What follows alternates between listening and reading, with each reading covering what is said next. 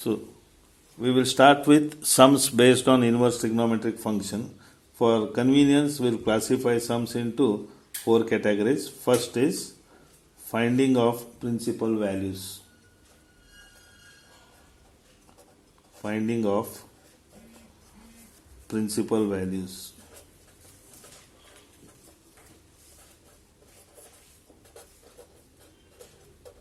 Second category we can say inverse trigonometric functions.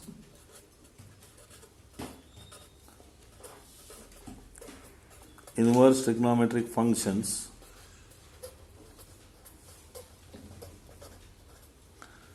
connected with algebraic terms. Connected with algebraic terms.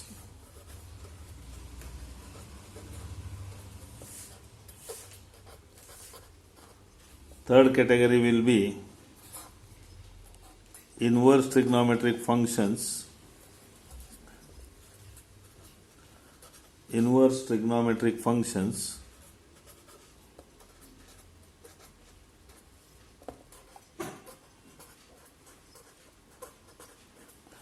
connected with trigonometric terms. Trigonometric terms. And the last category will be miscellaneous sums.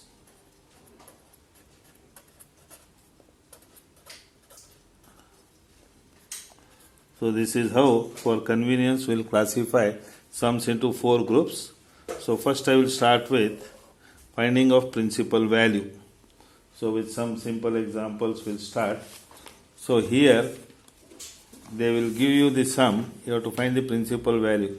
It is exactly opposite to trigonometric functions. For example, if I write sin 30, we know sin 30 is 1 by 2. In inverse trigonometric function, it will be given find the principal value of sin inverse of 1 by 2. Then the sin inverse of 1 by 2 again we are going to find as 30 or pi by 6. So these types of sums will come in finding principal values. So we'll start with sums. Examples. Example number 1. Sin inverse of minus 1 by 2. Wherever possible, we will make use of theorems. Here we cannot find direct value of sin inverse of minus 1 by 2. First we will apply the theorem. So the theorem we are going to apply here is sin inverse of minus x is minus sin inverse of x. So we will make use of this theorem. So here I will call this as 1. We have to find, compared to this above example, we can write sin inverse of minus 1 by 2 is equal to minus sin inverse of 1 by 2. Sorry, I will call this as 1. Now here where we should find the value of sin inverse of 1 by 2, then we can find value of minus sin inverse of 1 by 2. So I will consider sin inverse of 1 by 2. So we can say let sin inverse of 1 by 2 equals to theta. Therefore, we can transfer this sin inverse to right hand side and write 1 by 2 equals to sin theta. This is using definition of inverse trigonometric function. Now, 1 by 2 is equal to sin theta can also be written as sin theta equals to 1 by 2. Now here, I have taken sin inverse of 1 by 2 equals to theta and 1 by 2 equal to sin theta, but sin theta equals to 1 by 2. Now you have to go back to trigonometric function when sin theta is 1 by 2. So that is we can write but sin of pi by 6 is 1 by 2. So what is value of theta then? Instead of theta, it is pi by 6. So we can write, therefore, theta equals to pi by 6. But what is theta? Theta is sine inverse of 1 by 2. Therefore, we can write sine inverse of 1 by 2 equals to pi by 6. So this is a common procedure for all sums. So next we'll go for some more sums. So we'll take example. We'll consider example. Say cos inverse of root 3 by 2. That is, find the principal value of cos inverse of root 3 by 2. So here we can start directly with let cos inverse of root 3 by 2 equals to theta. Therefore, we can write directly cos theta equals to root 3 by 2. So that is root 3 by 2 equals to cos theta, or cos theta equals to root 3 by 2. Now, we have to think when cos theta is root 3 by 2. That value you have to write, but cos of pi by 6 equals to root 3 by 2. That is cos 30 is root 3 by 2. So what is value of theta? So theta is pi by 6. But what is theta? Theta is cos inverse of root 3 by 2. Therefore, we can write cos inverse of root 3 by 2 equals to pi by 6. So next we'll go for cosec inverse of root 2. Find the principal value of cosec inverse of root 2. So here also we can start directly. Let cosec inverse of root 2 equals to theta. So therefore we can write directly cosec theta is root 2.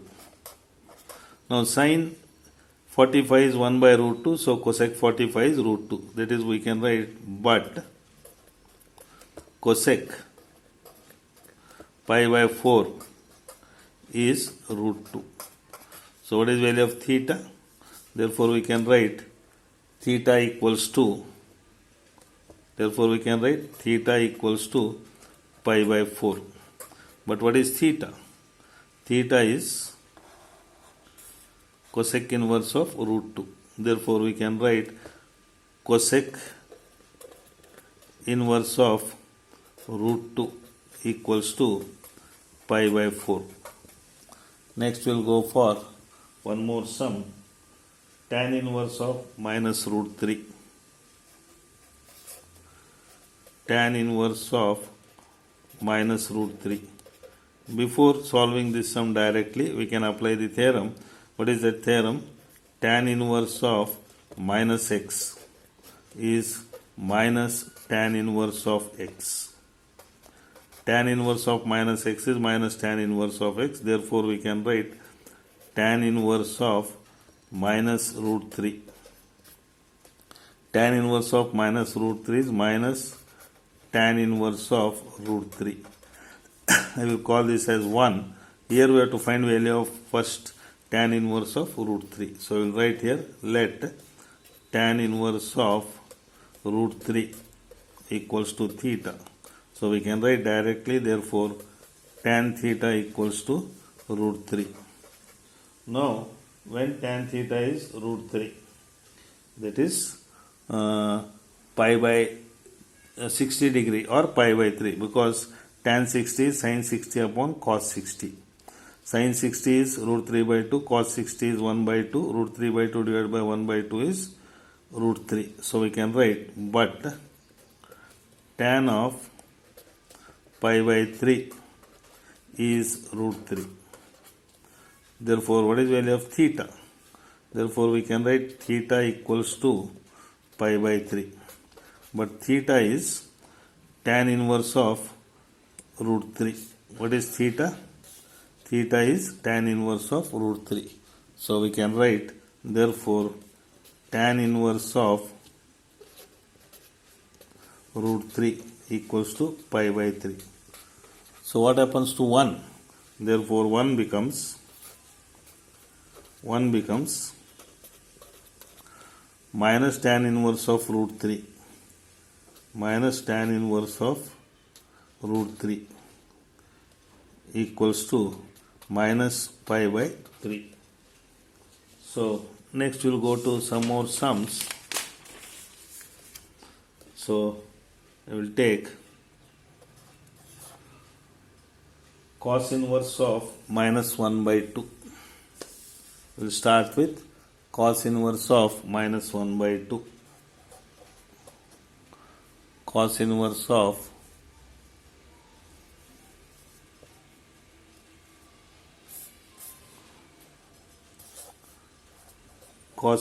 of minus 1 by 2. So here we cannot directly take this as theta, but we can apply a theorem, that is cos inverse of minus x is pi minus cos inverse of x.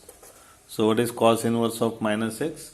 Pi minus cos inverse of x. Using this theorem we can write, therefore cos inverse of minus 1 by 2 equals to pi minus cos inverse of 1 by 2. We will call this as 1. Now here we should find value of cos inverse of 1 by 2, then we should find value of pi minus cos inverse of 1 by 2. So I will take, let cos inverse of 1 by 2 equals to theta. Therefore cos theta equals to 1 by 2. But when cos theta is 1 by 2, that value you have to write, that is but cos of pi by 3 is 1 by 2. That is cos 60 is 1 by 2. Therefore we can write cos pi by 3 is equal to 1 by 2. Therefore we can write theta equals to pi by 3. But what is theta? So theta is cos inverse of 1 by 2. Therefore cos inverse of 1 by 2 equals to pi by 3. So what happens to 1? Therefore 1 becomes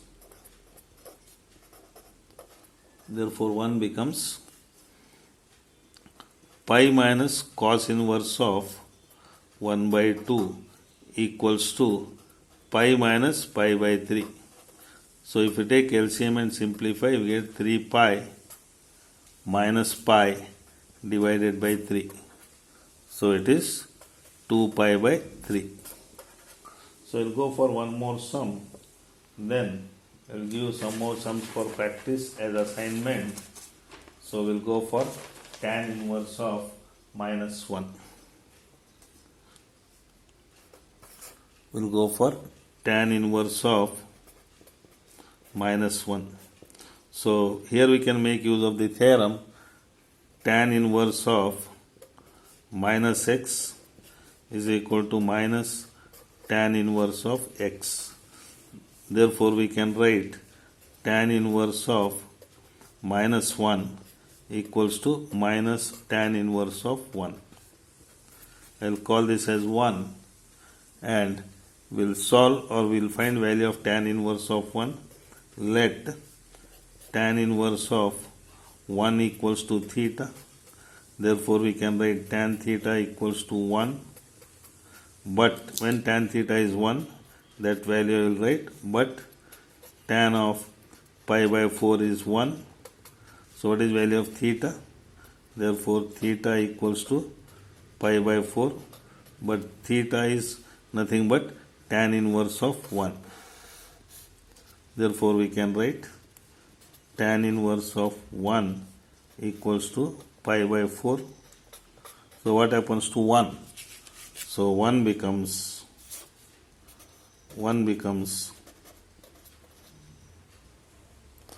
minus tan inverse of 1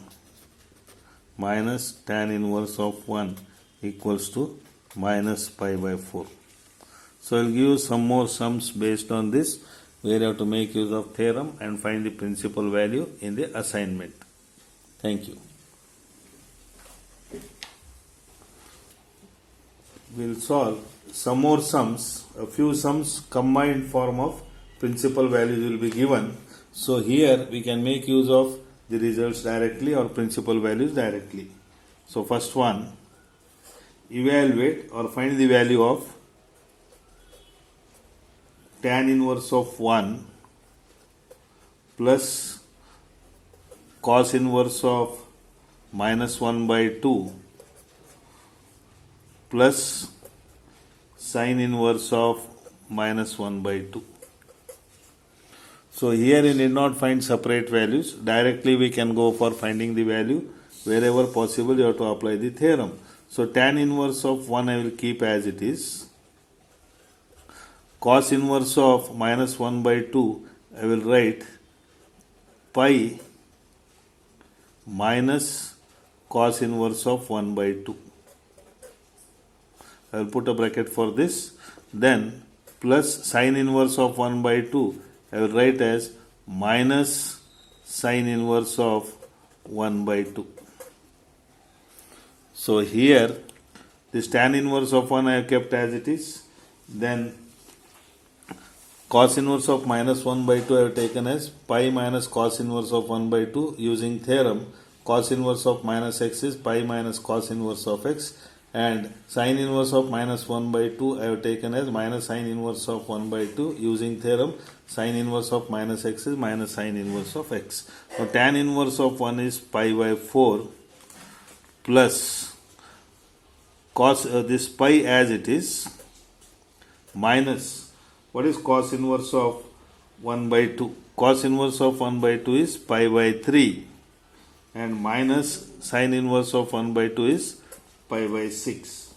So this is pi by 4, pi minus pi by 3. So this will be 3 pi minus pi is 2 pi. So we can take plus 2 pi by 3 minus pi by 6. So if you simplify by taking LCM, you will get 3 pi by 4. So we'll come to next same type of sum. Cos inverse of 1 by 2 plus 2 times sin inverse of 1 by 2. So cos inverse of 1 by 2 we can write direct value, that is pi by 3 plus 2 times sin inverse of 1 by 2 is pi by 6. Cos 60 is 1 by 2 and sin 30 is 1 by 2. So this is pi by 3, this is pi by 6. 2 ones are 2 3s are. So it is pi by 3 plus pi by 3. Pi by 3 plus pi by 3. So we can write this as 2 pi by 3. Then we will come to the last sum. This is an important sum which has come in the exam. Tan inverse of root 3 minus sec inverse of minus 2. Tan inverse of root 3 minus sec inverse of minus 2.